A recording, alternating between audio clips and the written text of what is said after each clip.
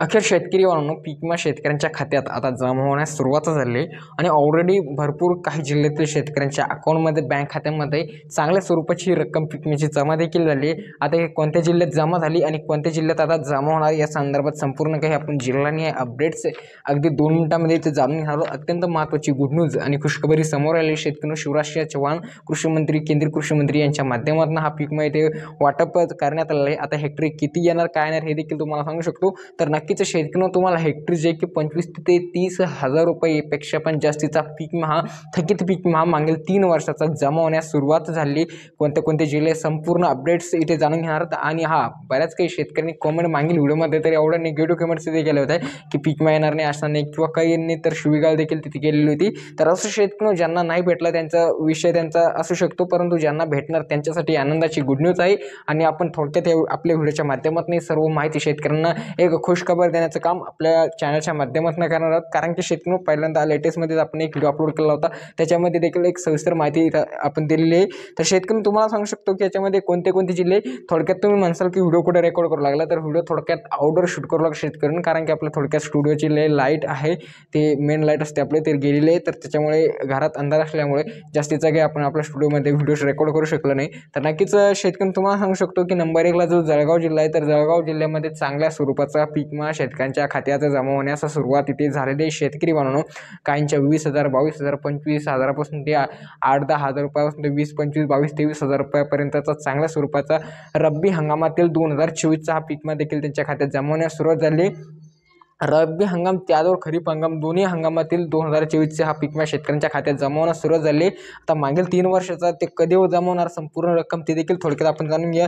Number 2ला शेतकऱ्यांनो इथे आहे हिंगोली जिल्हा, तर हिंगोली जिल्ह्यातील देखील शेतकऱ्यांसाठी अत्यंत आनंदाची गुड न्यूज आहे। त्यांच्या देखील खात्यामध्ये पैसे जमा होण्यास सुरुवात झाली। ज्यांच्या खात्यात आले त्यांनी नक्कीच कमेंट करायला विसरू नका शेतकऱ्यांनो। खास करून जळगाव जिल्ह्यातील शेतकऱ्यांना नक्कीच पैसे जमा झाले असेल तर त्यांनी देखील कमेंट करून नक्कीच सांगा शेतकऱ्यांनो। त्याचबरोबर पुढचा जिल्हा आहे नांदेड जिल्हा, त्याचबरोबर पुढचा जिल्हा शेतकऱ्यांनो परभणी जिल्हा, त्याचबरोबर अहिल्यानगर, त्याचबरोबर शेतकऱ्यांनो पुढचा जिल्हा आहे नाशिक, त्याचबरोबर चंद्रपूर।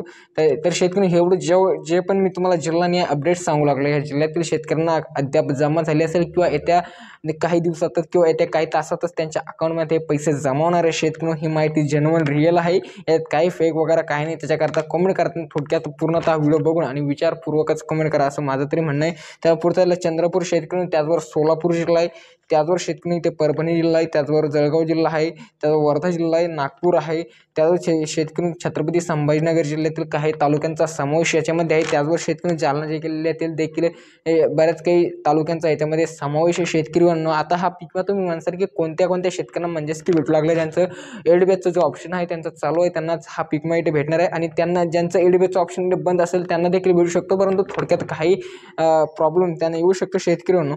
पुढचा जिल्हा आहे भंडारा जिल्हा, त्याचबरोबर आहे पालघर, त्याचबरोबर शेतकरी वाशिम जिल्हा आहे, त्याचबरोबर सांगली जिल्हा आहे, त्याचबरोबर बुलढाणा जिल्हा आहे, शेतकरी नंदुरबार आहे, बीड आहे, त्याचबरोबर हिंगोली आहे, अकोला आहे।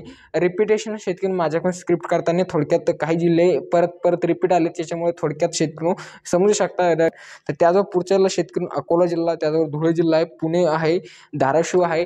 शेतकरी ही जी रक्कम आहे तुम्हाला 15 ऑगस्टपर्यंत प्रति डे म्हणजे दिवसेंदिवस येऊन जाईल। ज्यांच्या खात्यामध्ये आज आले नसेल किंवा उद्या येणार नाही तर 15 ऑगस्ट 2025 पर्यंत ही रक्कम येऊन जाईल अशी तरी माहिती शेतकऱ्यांनो। परंतु खास करून आजपासूनच जळगाव जिल्हा असो किंवा परभणी असो बीड असो या जिल्ह्यातील शेतकऱ्यांसाठी ही आनंदाची गुड न्यूज आहे।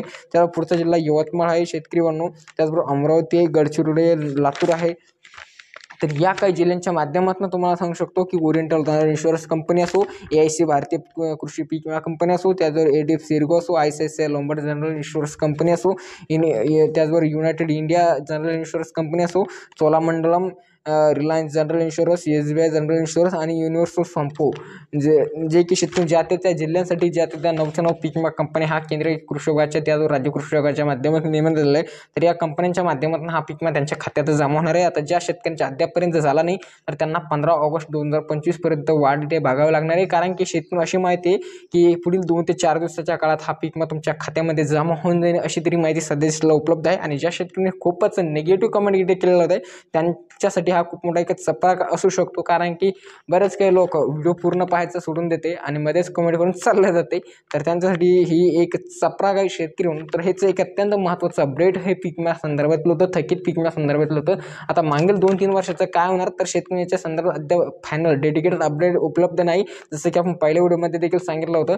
तर नक्कीच त्याच्या संदर्भात काही नवीन अपडेट आलं तर नक्कीच सांगण्याचं काम करू. त्याच्यासाठी चॅनल मात्र नक्कीच सबस्क्राईब करून द्या आणि जाता जाता व्हिडिओला देखील एक लाईक नक्कीच करून द्या जर काही तुम्हाला आवडला असेल तर. मिळूया का नवीन व्हिडिओमध्ये, तोपर्यंत खूप खूप धन्यवाद.